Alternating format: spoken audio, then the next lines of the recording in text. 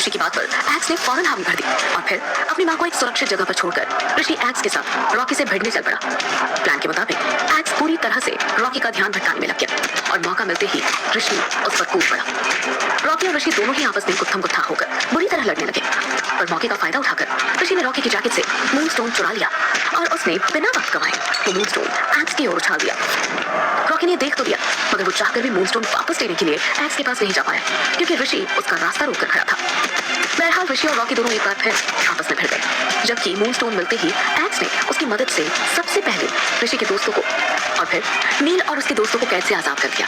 कैद से आजाद होते ही मेघना को छोड़कर सभी लोग दुश्मनों से भिड़ गए, जबकि मेघना ऋषि की माँ अस्मिता के पास चले गए। ऋषि और नील के दोस्तों के मैदान में आते ही ऋषि का पलड़ा भारी हो गया और रॉकी की वैम्पायर आर्मी बुरी तरह हारने लगी, पर फिर भी रॉकी पीछे हटने की बजाय ऋषि से लड़ रहा था। हार मान लो रॉकी, अब तुम नहीं जीत सकते। जवाब में रॉकी ने भी पलटकर जोरदार किक मारते हुए कहा। रॉकी ने हार मानना नहीं सीखा, रॉकी सिर्फ और सिर्फ जीतना जानता है। बोले के साथ ही रॉकी एकाएक और भी ज्यादा खतरनाक हो उठा और उसके वार पहले से भी ज्यादा जानलेवा होने लगे। आखिरकार उसके वार से ऋषि पूरी तरह घायल होकर जमीन पर गिर पड़ा, लेकिन इससे पहले कि रॉकी उसे कोई परमानेंट नुकसान पहुंचा पाता, नील बीच में आ गया और हाफ वेयरवुल्फ बनकर वो खुद रॉकी से लड़ने लगा। नील के अचानक हमला करने से रॉकी कुछ पलों के लिए हैरान रह गया और उसकी इसी हैरानी का फायदा उठाकर नील ने उसे बुरी तरह पीट दिया, पर फिर आखिरकार रॉकी ने खुद को संभाल लिया और उसके भी पलटकर नील पर एक के बाद एक कई जोरदार वार किए। रॉकी ने कुछ ही मिनटों में नील को बुरी तरह धो डाला और फिर उसने नील को अधूरा बनाकर दूर जमीन पर फेंकते हुए कहा, तुमने उस दिन मेरी जान बचाई थी, इसलिए मैं आज तुम्हारी जान बख्श रहा हूँ, पर दोबारा अगर तुमने मेरे रास्ते में आने की कोशिश की तो मैं तुम्हारा भी वही हश्र करूंगा जो मैंने तुम्हारे भाई का किया था। ऋषि और नील से निपटने के बाद रॉकी ने आसपास नजर दौड़ाई तो पाया कि उसकी वैम्पायर आर्मी आधे से कहीं ज्यादा कम हो चुकी थी और फिर अचानक ही उसकी नजर अपने पिता पर पड़ी जो कि कुछ दूर वेयरवुल्फ से लड़ रहा था। कुछ वेयरवुल्फ और हंटर्स मिलकर सिकंदर का सामना कर रहे थे और उन्होंने सिकंदर को बुरी तरह घायल कर दिया, पर तभी रॉकी बीच में आ गया और उसने गुस्से में आकर एक झटके में उन्हें खत्म कर दिया। इस दौरान ऋषि और नील ने खुद को संभाला और ऋषि फौरन जोसेफ और अपनी माँ के पास पहुंचा और उनके पास पहुंचते ही उसने सवाल किया, जोसेफ, मेघना कहाँ है? ऋषि का सवाल सुनकर जोसेफ इधर उधर देखने लगा, जबकि उसकी माँ ने जवाब दिया, उसे तो वो चांदी के मुखौटे वाला ले गया अपने साथ। ऋषि और जोसेफ ने एक साथ चौंक कर कहा, क्या? एक्स? जवाब में ऋषि की माँ ने हाँ में सिर हिला दिया और फिर दोनों ने एक दूसरे की ओर देखा। ऋषि मैदान पर नजर डालते हुए बोला, रॉकी और उसकी वैम्पायर आर्मी फिलहाल कमजोर पड़ रही है, वह कभी भी हम पर हावी हो सकते हैं। हमें अपने लोगों को यहाँ से निकालना होगा इससे पहले कि रॉकी दोबारा अपनी ताकत हासिल कर ले। जवाब में जोसेफ ने भी हामी सिर हिलाया और ठीक उस समय ऋषि की माँ ने कहा, बेटे मैं तुम सबको यहाँ से निकाल सकती हूँ। कैसे?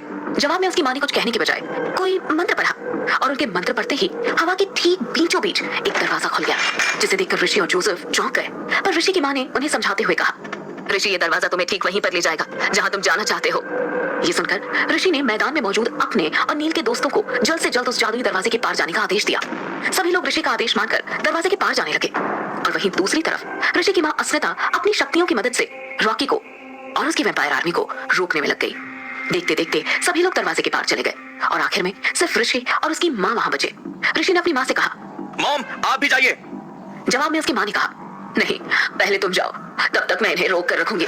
ऋषि सुनकर झटका, मगर उसकी माँ ने दोबारा कहा, ऋषि जल्दी करो, जाओ यहाँ से, मैं इन्हें और ज्यादा देर तक नहीं रोक पाऊंगी। उसने रॉकी और उसकी वैम्पायर आर्मी को रोकने के लिए अपना पूरा जोर लगाते हुए कहा और फिर आखिरकार कोई दूसरा रास्ता ना पाकर ऋषि दरवाजे के पार चला गया। ऋषि के जाने के बाद उसकी माँ ने वैम्पायर्स को रोकना छोड़कर दरवाजे के भीतर कदम रखा, पर तभी एक खंजर हवा में तेजी से घूमता हुआ आया और सीधा जाकर उसकी माँ अस्मिता की रीढ़ की हड्डी को भेद गया, जिसे खुद ऋषि के पिता सिकंदर ने फेंका था।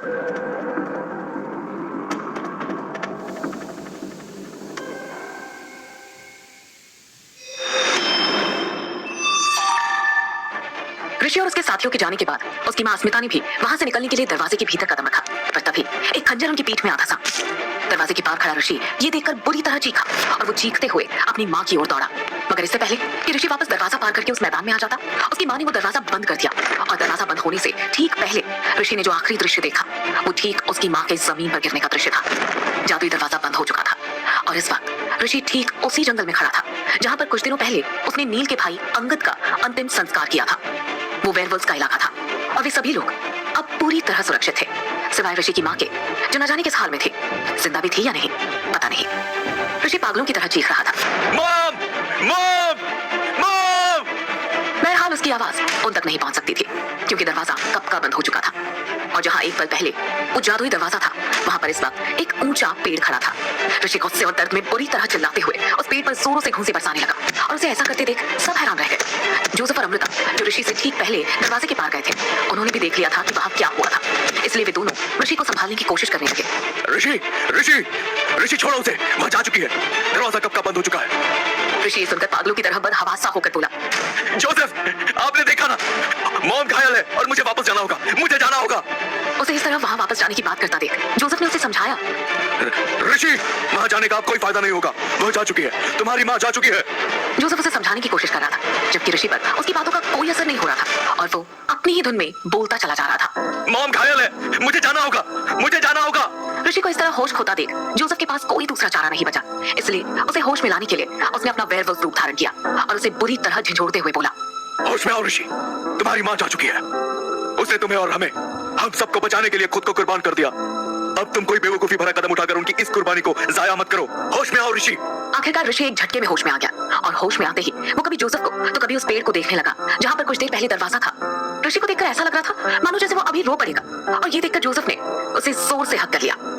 दोनों एक दूसरे को गले लगाकर कुछ देर वहां खड़े रहे, पर फिर अचानक उन्हें मेघना का ख्याल आया और वो सब फौरन नील से मिलने उसके कॉटेज की ओर चल पड़े। वहां कॉटेज में पहुंचते ही सबसे पहले उसकी नजर नील पर पड़ी और इससे पहले कि जोसेफ उससे कोई सवाल करता, अचानक उनकी नजर एक्स पर पड़ी जो नील के ठीक पीछे खड़ा था। एक्स को देखते ही ऋषि ने गुस्से में अपना वैम्पायर रूप धारण कर लिया और सुपर स्पीड से उसने एक्स की गर्दन को पकड़कर उसे दीवार से सटाकर हवा में कई फुट ऊपर उठा दिया।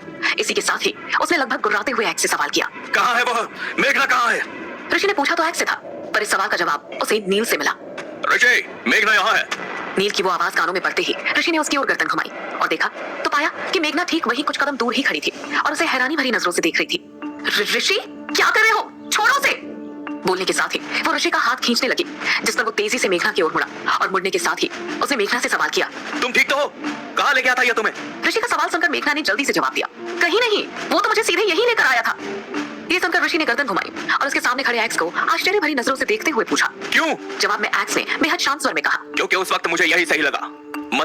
मतलब यह है कि अगर उस वक्त वहां पर कोई सबसे ज्यादा खतरे में था तो वह मेघना थी, क्योंकि अगर सिकंदर को यह एहसास होता कि उसकी आजादी का जरिया मेघना थी तो वह फौरन मेघना को खत्म कर देता, क्योंकि अगर मेघना का ब्लड उसे मर्क्यूरी से यहाँ ला सकता है तो वही ब्लड उसे वापस भी भेज सकता है। इसीलिए मौका मिलते ही मैं सबसे पहले इसे वहां से ले आया।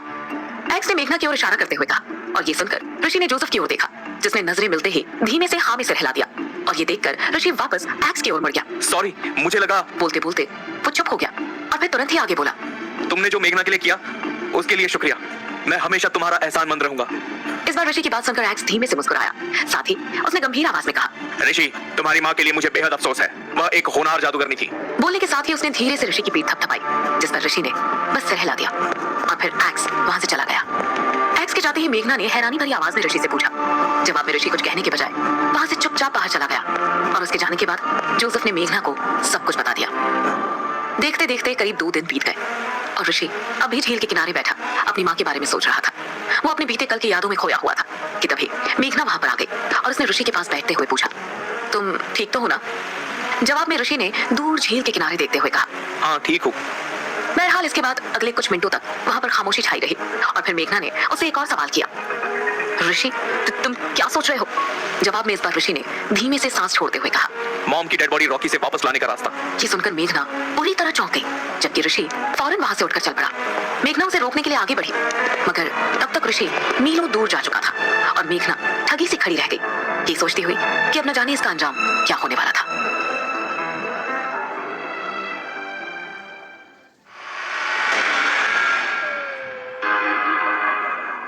शहर से मीलों दूर स्थित नाइट वॉकर्स के उस खुफिया ठिकाने पर हमेशा मौज मस्ती और पार्टीज करने वाला रॉकी पिछले 2 दिनों से अपने कमरे में बंद था।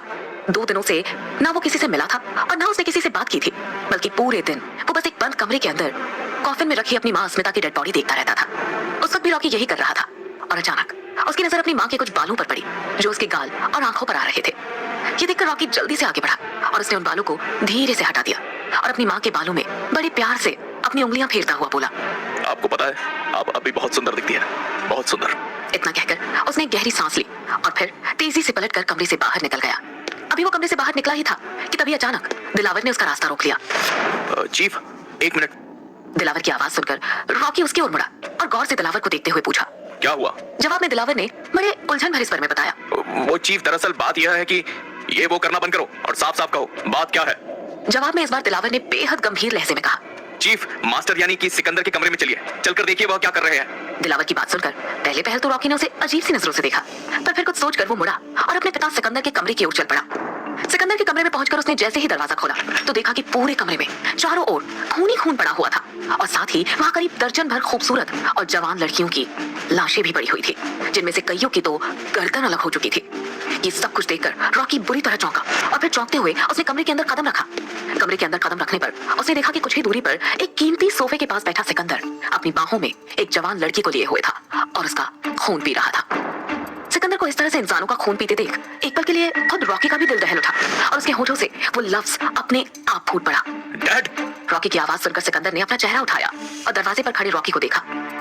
उसे देखते ही सिकंदर के चेहरे पर मुस्कान छा गई और वो दांत दिखाकर मुस्कुराने लगा, मगर पूरा का पूरा उसका मुंह खून से सना हुआ था, जिसकी वजह से वो और भी ज्यादा खतरनाक लग रहा था।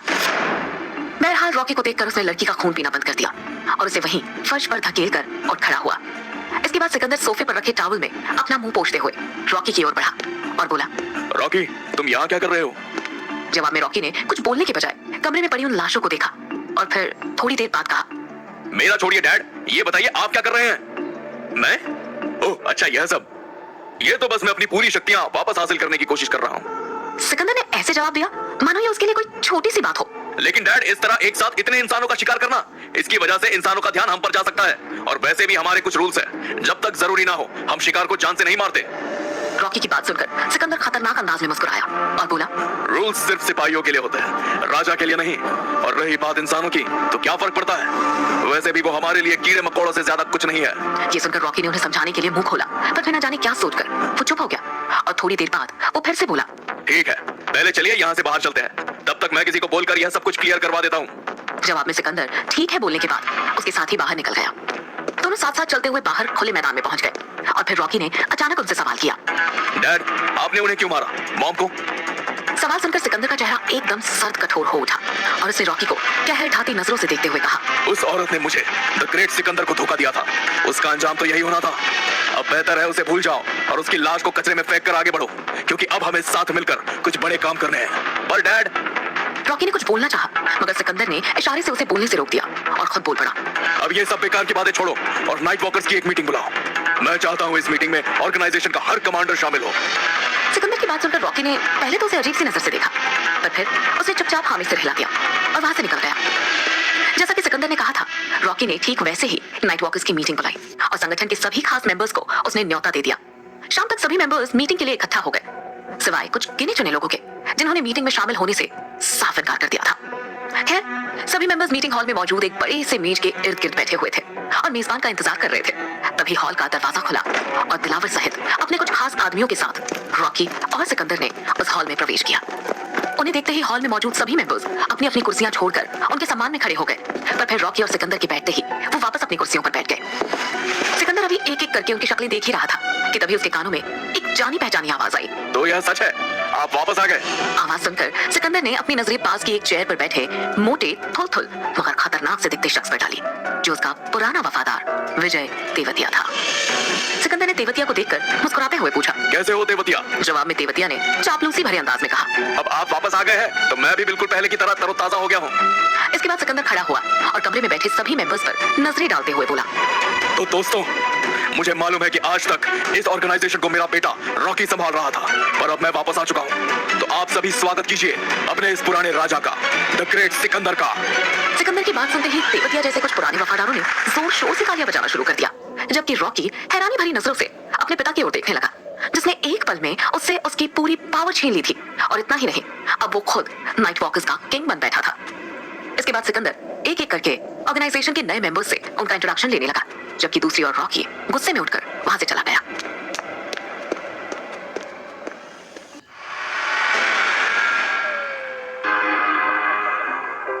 शाम का वक्त हो चला था और आबादी वाले इलाके में बसे एक कॉलेज हॉस्टल के बाहर खड़ा वो 22-23 साल का लड़का अपनी कार के पास किसी का इंतजार कर रहा था। करीब थोड़ी देर बाद हॉस्टल से उसी की हम उम्र एक लड़की बाहर निकली। उस लड़की की ड्रेसिंग स्टाइल देखकर कोई भी आसानी से अंदाजा लगा सकता था कि वो एक मिडिल क्लास फैमिली से बिलोंग करती थी। बहरहाल एक पल के लिए उस लड़की ने वहीं हॉस्टल के गेट पर रुककर आसपास देखा और फिर जैसे ही उसकी नजर कार के पास खड़े उस लड़के पर पड़ी तो खुशी से मुस्कुराते हुए हाथ हिलाया और तेजी से उसकी ओर बढ़ गई। लड़की ने खुद से ही बड़बड़ाते हुए कहा, ओह, ये तो हकीकत में फोटो से भी कहीं ज्यादा हैंडसम दिखता है और शायद अमीर भी है। बेटा रानी, तेरी तो निकल पड़ी। दरअसल वो लड़की रानी थी जो मसूरी के